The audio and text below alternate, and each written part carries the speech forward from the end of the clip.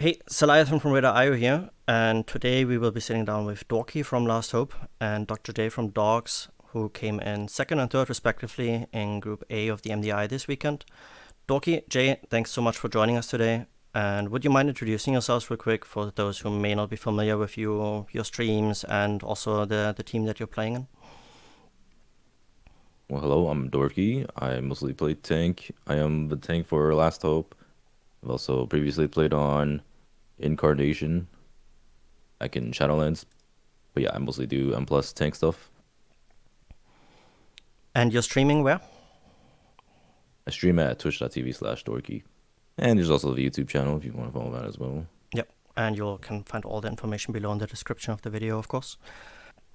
So, what about you, Jay? Hello, I'm Dr. J.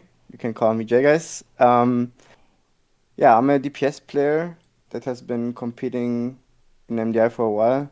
Some might know me, some might not. I also stream on Twitch, and I'm the team captain of Dawgs. Mostly playing mage, it's my main, but yeah, depending on seasons and meta, need to swap, of course. Yeah, it's difficult to be a one trick sometimes. I know that plight very well. Oh yeah, especially Mage. That one's never good. Yeah, exactly. True. Really, really bad class.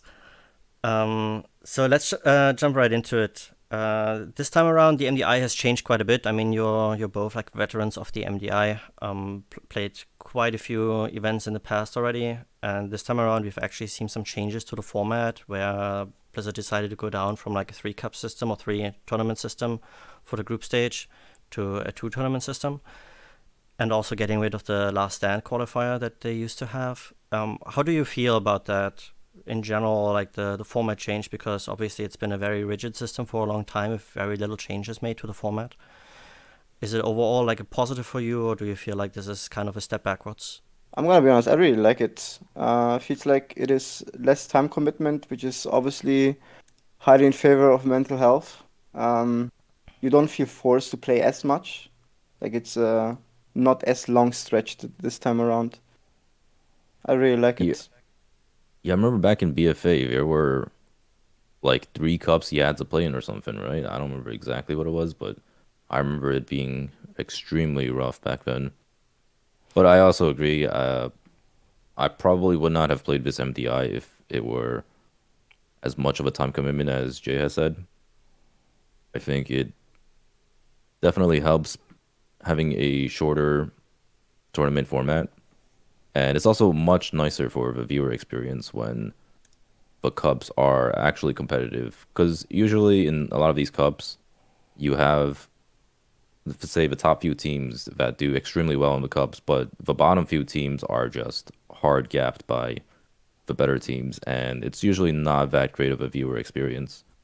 But I find this time around, I mean, especially Cup A was insane. We had so many good matches. Yeah, absolutely. Especially since you just mentioned it, I remember I think in BFA it was every team had to compete in every cup, and then depending on the placement, you will get a certain amount of points, and then that would basically decide on who qualifies. And obviously, it's a lot more straightforward now with the top 4 teams from each of the groups qualifying, and it was quite tight overall.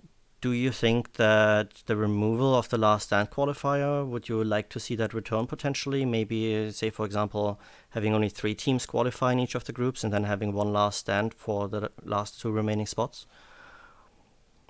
I don't think that is really needed. Unfortunately, MDI is a very great tournament to watch, but unfortunately, not too many people are enjoying playing it. So there is not that many teams that end up being as competitive as Blizzard might want.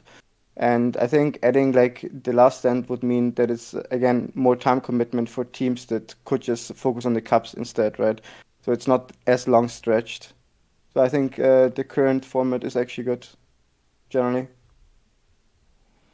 Personally, I feel like the Last Stand format would work well if it was for, say, TGP, because there are much more competitive teams in that format. But I definitely agree with MDI, there are a lot less competitive teams, and it adds a lot to the time commitment when you have to have teams trying to go through all these cups and then going through last stand. Yeah, it's I can imagine that it's definitely very nice to know that now it's roughly like 6 weeks, I think, in total, if you're counting like a week prior to the time trials and then up until the global finals. Whereas previously MDI would last like over 2 months, right? Which is just being able to actually commit that much time to regular practice, and obviously not everybody makes a living already through streaming or other types of content creation, that they can actually commit this much time to competing at the highest level. So yeah, it's personally, as a viewer, as someone who's watching and writing about the MDI, it's also very nice to have these like high stakes group tournaments already, like you mentioned, where a lot of the teams are really, really competitive. How did you feel? Because obviously you've played previous cups before, or previous group stage tournaments. How do you feel this changes as well the way that you approach the group itself? Did you feel like you had to prepare for more teams this time around, or do you always prepare for all the teams in the tournament, no matter what seed they have? Dorki, maybe you go first this time. Yeah, so I don't know about you guys, Jay, but our group personally, we're mostly going for qualifying rather than winning. Like not to sound like loser mentality, but we didn't have as much time to prepare for all 8 maps and, like learning all the comps and all the different tech. So we mostly dialed in on the maps that would let us qualify. So we were just going for top 4, which is like very different from normal, since normally it would be top 2 that qualifies, and there are probably a lot more maps you would have to prepare for. But yeah, we kind of just took it the safe way, and we just made sure that as long as we got top 4, we were okay with it. Yeah, it's kind of funny that you say it because it was the same for us. We would have liked to prepare more, but we just didn't have the time this time around for different reasons. Um, so yeah, I mean, generally, silly, we would definitely try to go for the win. But as Dorky said, if you don't have the time, you just can't, right? So we also just try to get into top 4 with highest odds possible, basically.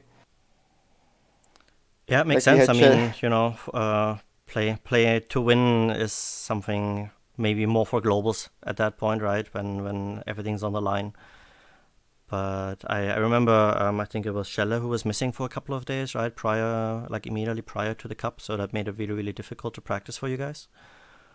Yeah, Scheller came back Thursday, before we actually had to play, which is like one evening before, and he wasn't there for 4 days out of 7.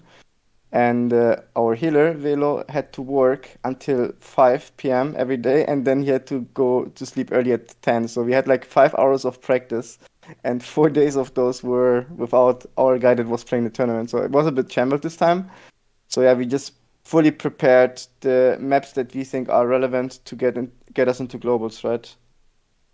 Yeah, So we makes didn't sense. step into maps like Waitress or Blackrock. We just went in the first time overnight, which was lucky for you, Doki.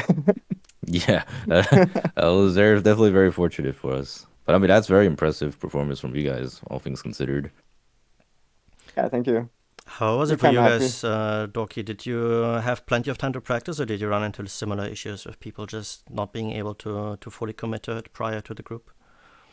The biggest issue we had was we did not have any prep going into time trials because we kind of signed up very last minute, so we did not get access until the day of time trial. So like during that, we were just like frantically making characters, and everyone was learning their specs because like not everyone was playing their specs at the time, or we were also not even playing keys. So a lot of the keys that we were learning, people were kind of just like figuring out how strats work, even though like people have been doing live keys for a while. So it's like, oh, like Battlefield boss, like nobody knew how the mechanics worked. And when it came to cups, though, we definitely had much more time to prepare. We were able to put a good amount of time into every single day during well, when we got the maps, so like a week before the cups came out. But we did also run into a lot of issues, like primarily with Waycrest. We actually spent majority of our time in Waycrest, and we didn't dabble into Altaldazar or rise at all. So we kind of just like gave up on those maps and focused on whatever we would see the most for qualifying. Yeah, I mean, it's definitely a good approach to focus on the dungeons that came first. How surprising was it for you, like, since you mentioned that you basically got access to the tournament realm the day that the time trial started? At what point did you realize, oh, we may actually need to ask our healer to play a DPS instead of actually healing? Like, So how did that conversation go, basically? yeah, well, for time trials, it's definitely more of like, all right, like let's try it out, and then, well, at first we started with healer. We were just like trying to see how far we get with healer, but like once we quickly got a time that was like good enough with a healer, we like immediately swapped over to playing a fourth DPS. But our approach to cups were completely different. Like we knew that 4 DPS would be good in a lot of these dungeons, say Fall and Everbloom, but we did not want to bother trying to like spend that time figuring out what to do to survive these dungeons, or like like how we would play around having 4 DPS.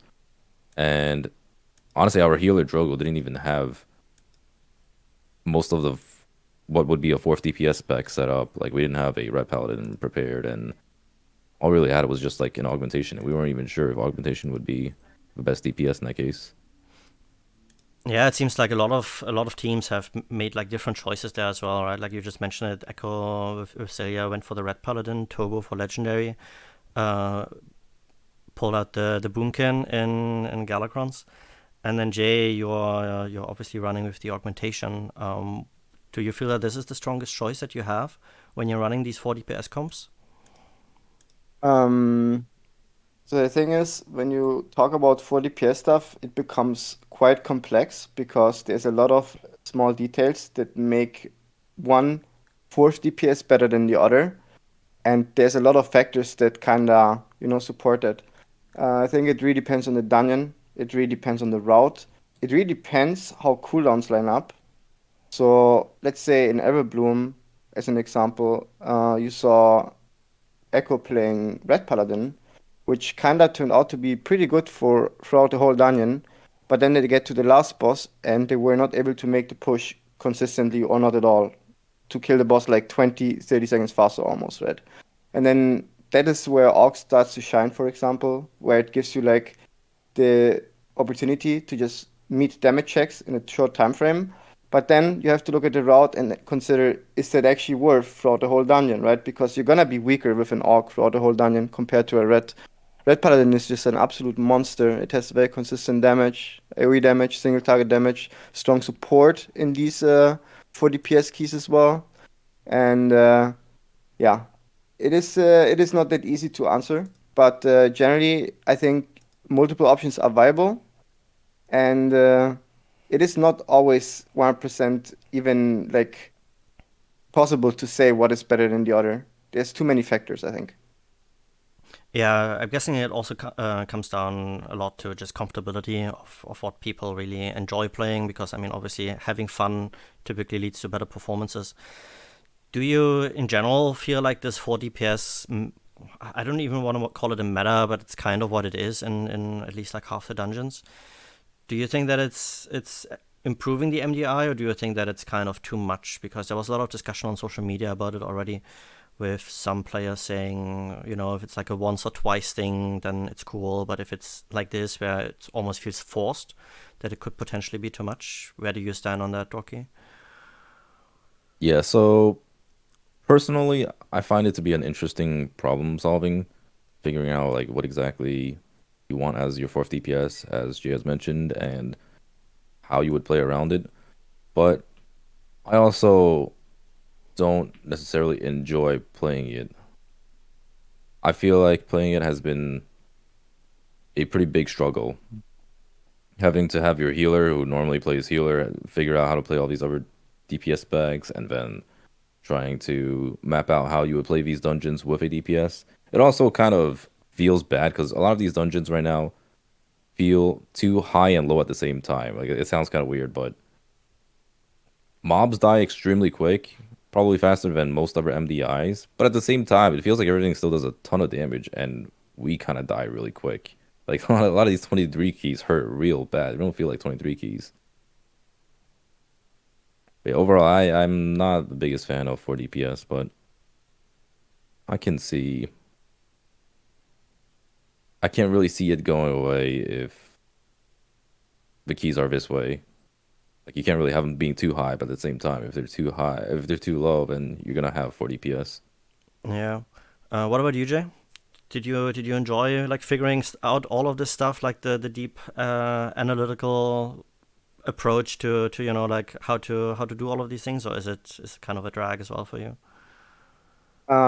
Figuring out stuff is the fun part about it, but it has more negative aspects. So I'm definitely not a fan. I mean, as Dorky said, having a healer that has to learn like infinite amount of more things that are already like all of these things are time gated, right? You don't have all the time to learn like Red Paladin, Boomy, Feral Druid, Augmentation when you're already kind of limited on time. So in our case, I'm definitely not a fan. But I can see why community might enjoy seeing it from time to time. However, I had a feeling that the community that was watching was complaining more about healers being useless after seeing it, right? Like the healer players kind of felt offended by this 4 DPS meta, which I can understand. Yeah, I think we all So have one name in mind specifically when it comes to a potential healer who might be complaining about this. Um, yes.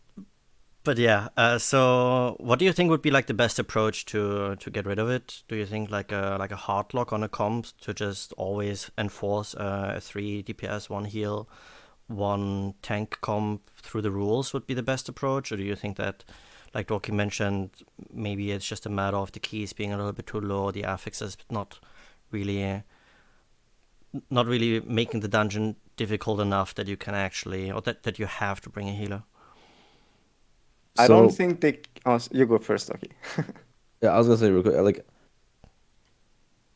I don't I think it's interesting to have the choice of a fourth healer or a fourth DPS not healer because it makes it seem like oh like this team is playing 4 DPS and they're risking something. The problem is when 4 DPS is like strictly better, which in a lot of these cases it is, and I think that's just due to the power of these support DPS specs at the moment. Hmm. It feels like you can get away with a lot of you can get away in these dungeons without a healer. Basically, remove Vampiric Embrace, and a couple of other off-healing spells. Maybe Mass Barrier, right? Like, I mean, mages had some fun with that. Maybe we should get rid of that. I Yeah, the think that amount the of the main external too. problem, yeah, I think the main problem is the classes are very self-sufficient. Like you have Shadow Priest just healing itself all the time. Warlock is just unkillable as well. Like even if you wouldn't play the fourth DPS that would off-heal and support these classes, they just don't die anyways. Like you could literally just go in with I don't know, with a warrior DPS as the fourth, and they would still not die, right? But Hmm. of course, it really helps if, let's say, a red paladin can off heal and or support with like a bob or a sacrifice as well. Yeah, that makes But a lot of yeah, sense. I guess it also potentially then affects the healer meta as well, even if you play with a healer, where if these classes are too self-sufficient, you're basically just going to bring the healer that provides either a unique skill set, like a Mistweaver and Darkheart, for example, with like the AoE poison dispel that is just kind of required at that point. Or, yeah, I mean, just the healer that does the most DPS, right? And at that point, I mean, there's often only one or two choices. yeah, I also think so. Like in MDI, generally speaking, you just go for the output comp, the one that has the most. There's like some scenarios where you would bring, let's say, a rogue because it gives you a lot of mobility with the shroud, the movement speed shroud. Hmm. But going higher in key level would not be the correct solution. And once again, it's one of those where the problem is that generally you just have too many options already in dungeons because you need to figure out like a route and then you have to optimize like all the cooldowns and stuff. And having the option itself to bring completely different comps, like without a healer, that just gives you too many options, which is unfortunately just not like feasible with the time available, right? So I think hard locking for MDI at least, one healer 3 DPS would be, in my opinion, a cool rule, but I can see if they wouldn't like to do that. Yeah, it's definitely there's a bunch of upsides and downsides to either solution, right? Speaking of the key level, it's very noticeable that the dungeons are over a lot faster now. Where, if you remember, back in MDI Season 1, we had some of the dungeons lasting like over 20 minutes, and now we have the longest dungeon being uh, Morozons with like 17-ish minutes, I think was the fastest one we've seen there. Most of the other dungeons were done within like 10, 12, 13 minutes at most, and obviously with the Atal being at sub 10 minutes, the matches are over a lot faster. Do you think that this is more in the spirit of the MDI, or do you prefer some of the more drawn out dungeons as well? I actually Um, prefer it to be a little bit more drawn out. I feel like it's a little bit too quick at the moment. A lot of these dungeons right now feels like you just pull everything and everything kind of dies, and there's not a lot of room for creativity. A lot of these teams are ending up doing roughly the same thing from what I've noticed. yeah, that one I can definitely agree with. The dungeons feel a little bit too linear, and I think after the first two cups, we have probably seen most of the things that are like really good in most dungeons, with obviously some like slight variations because of sanguine or bowstring or whatever. But yeah, can definitely agree that dungeons feel very fast paced. I think it is quite in the spirit of MDI though, because it's speedruns, right? But yeah, I think a little bit longer dungeons would be okay. I wouldn't mind it. Mm. Do you think that looking at the affixes that we've had in Group A, sometimes or oftentimes when there's MDI or TGP, there's always like this one or maybe two dungeons that stand out as everybody immediately sees that dungeon, that key level, and that affix combination and thinks, okay, we're gonna ban that. Was there anything this weekend where you felt like this was one of the dungeons you really didn't want to do just because of the affix combination, or was it mostly like the bans did it mostly come down to the dungeons that you just didn't practice a lot, or that you just felt the other team was going to be very strong in? I think we just looked at the bracket and we looked at the maps that we think are important to get us to globals, and then we just went with that approach. The affixes weren't that great, but they weren't that bad either, to be honest. I mean, Black to Cold was sanguine, not enjoyable too much, but it had to be played a lot in important matches.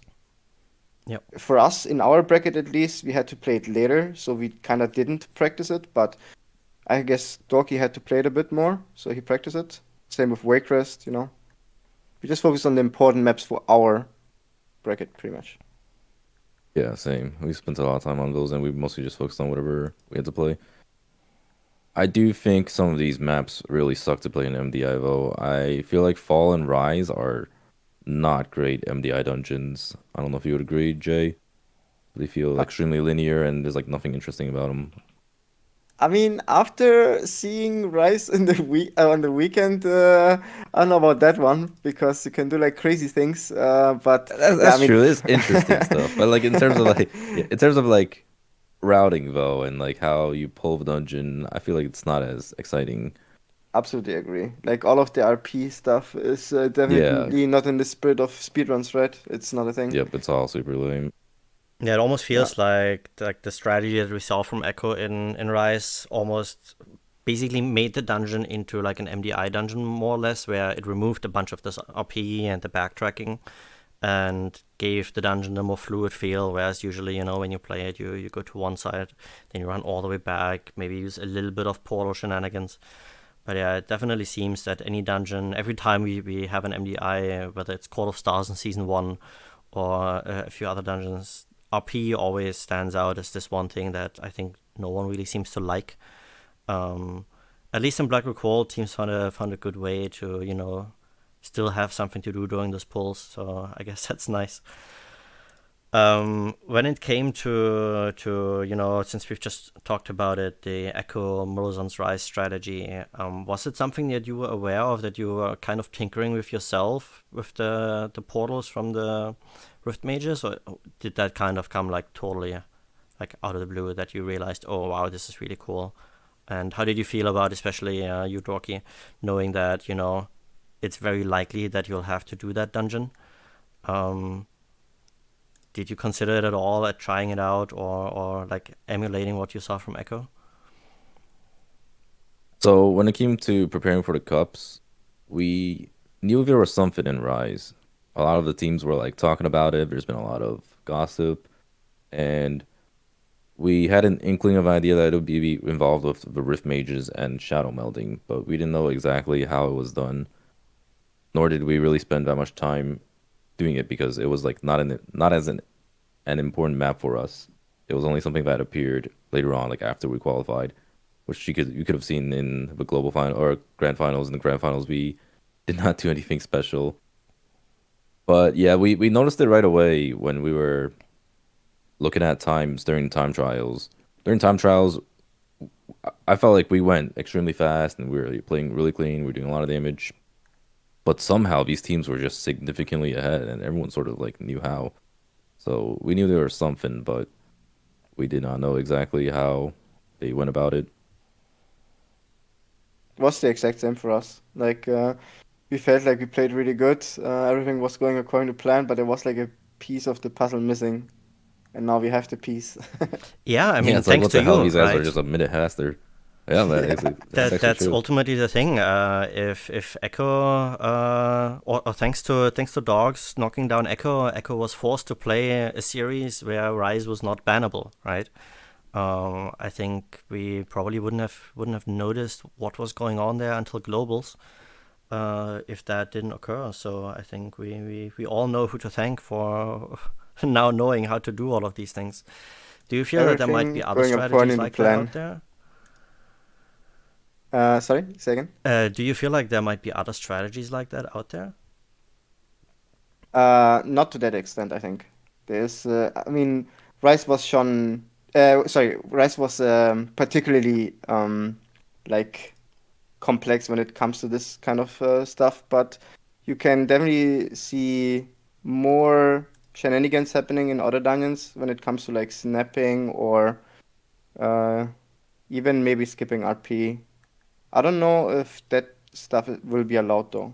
There is stuff that we know of, but I think the rules generally state that you're not allowed to do any skips on RPs unless your character can get through. Yep. So we'll have to see what Blizzard will allow. Yeah, when in doubt, ask the admins, right? And then hopefully we'll get to see a few more tricks during both the next group, obviously, and globals. I'm guessing you'll be watching very closely during the group, during Group B, when they're actually going to be playing next weekend.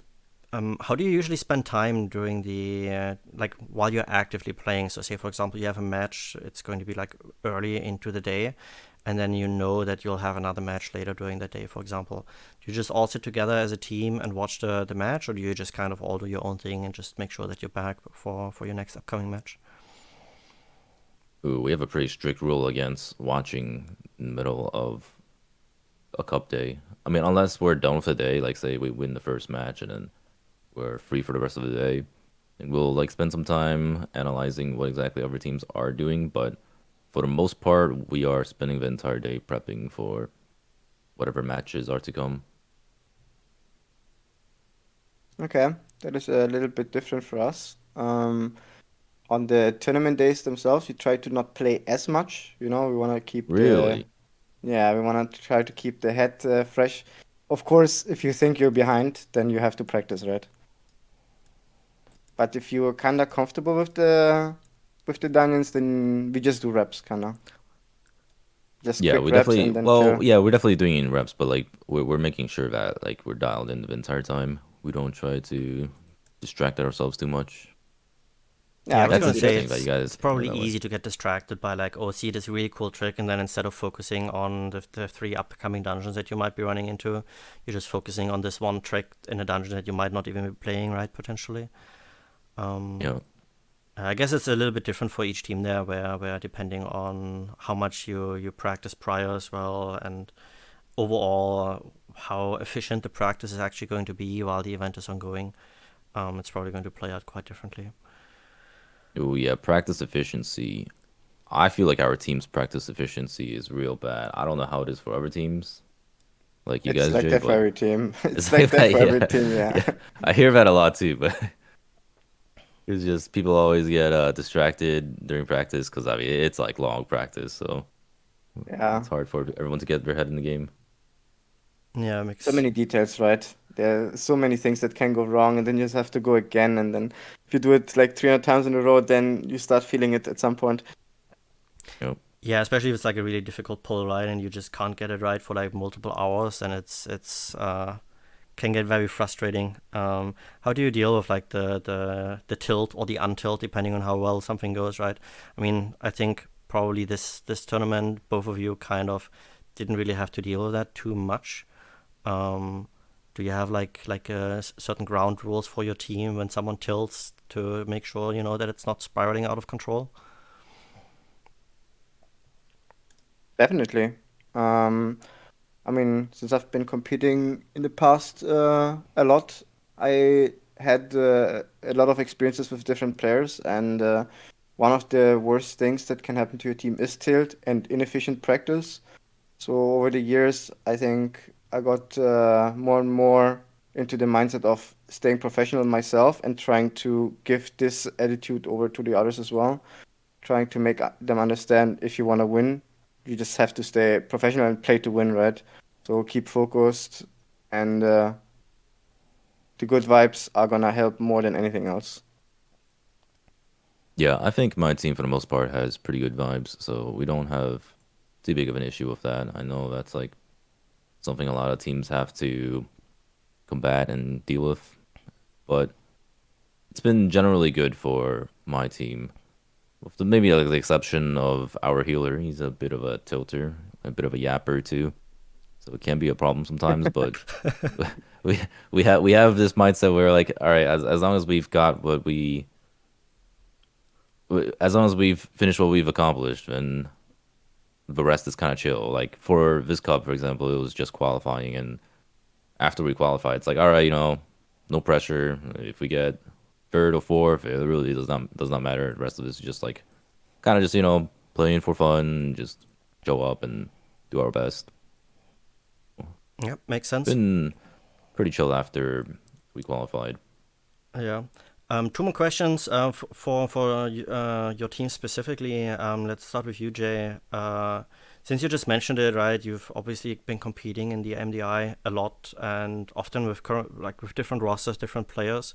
But now you're basically playing with almost the exact same team that you played with during the first MDI. Do you feel that you've now finally, met the players and the personalities that you click with really well and that you can really perform with at this level? Because obviously with the result that you've shown this weekend, you've kind of proven that it's not just another J team, because obviously that's how people sometimes refer to it, but it's I mean, it's been a long time since Echo has actually been beaten into the lower bracket, right? That clearly shows that your team has kind of hit a new high that wasn't there before. So what is it really or that makes the team that you're playing with right now and the players that you're playing with right now so successful? Uh, I think what helped us a lot this time around is probably experience and the drive to understand things and solve problems. Since we didn't really have the time to actually play, there was a lot of homework to do, right, with the time we had. Yeah. So we just spent a lot of time going through logs, VODs, what are others doing, and figuring out how to do it before we actually get to play. So when we got to play, stuff was pretty well prepared. So yeah, I feel like I click with my boys pretty well because They seem motivated. I think they're really good. And yeah, I mean, we're playing for the same goal, yeah. That's kind of, I think, the most important thing for a team.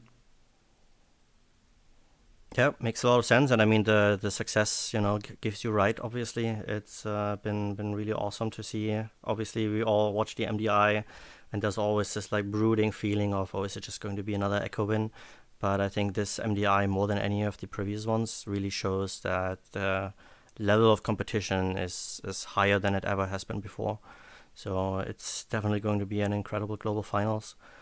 For you, Dorky, you're obviously the only NA team in the MDI competition. 16 teams, one from OCE that now has been eliminated. You're the only non-EU team and the only NA team left.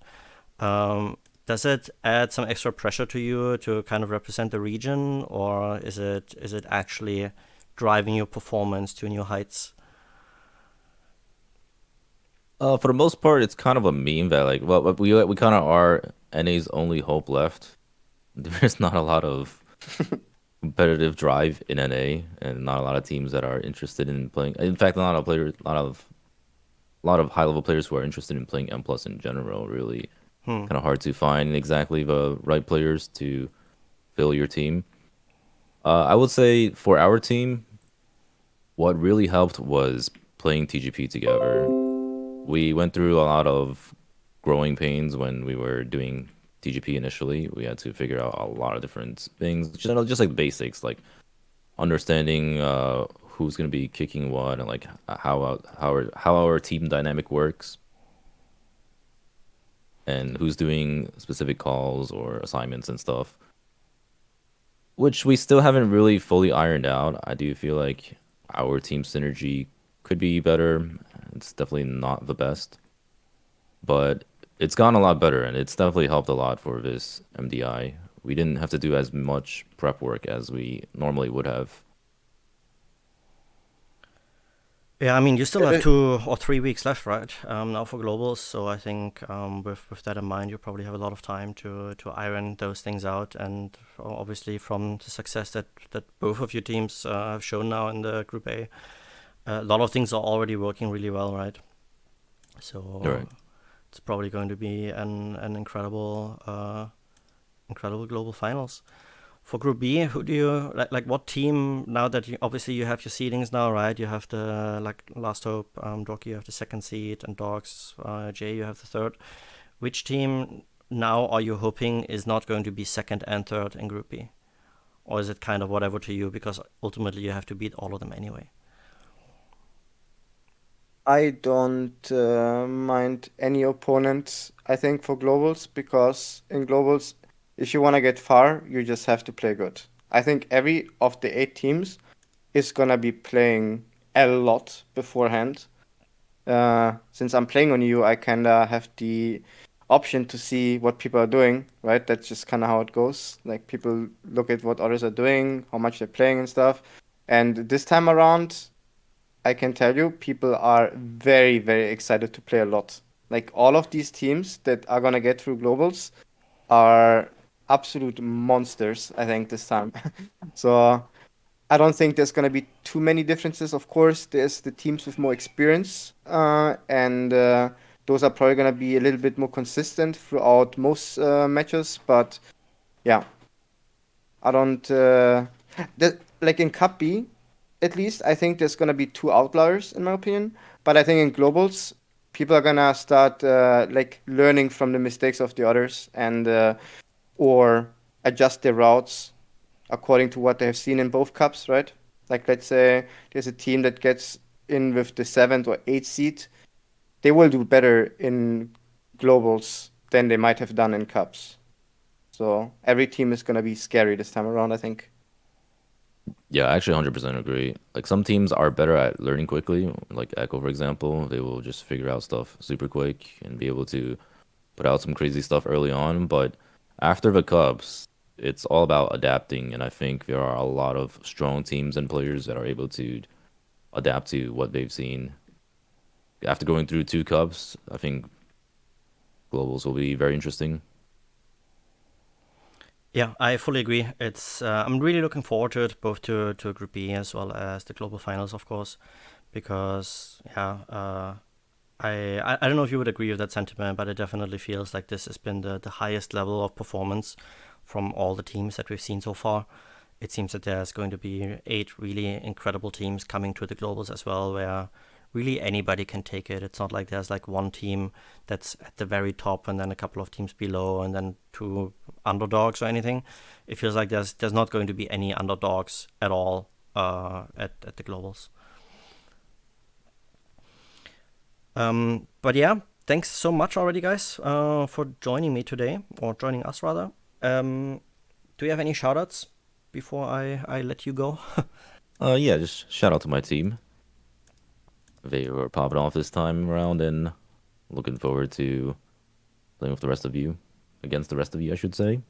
Shout out to my team also. Insane performance for the time we had, and of course to all the players that competed. I know, even though you might not get through, or even if you got through, there's always like these moments where you think you can do better. Just keep gaming. You guys are great.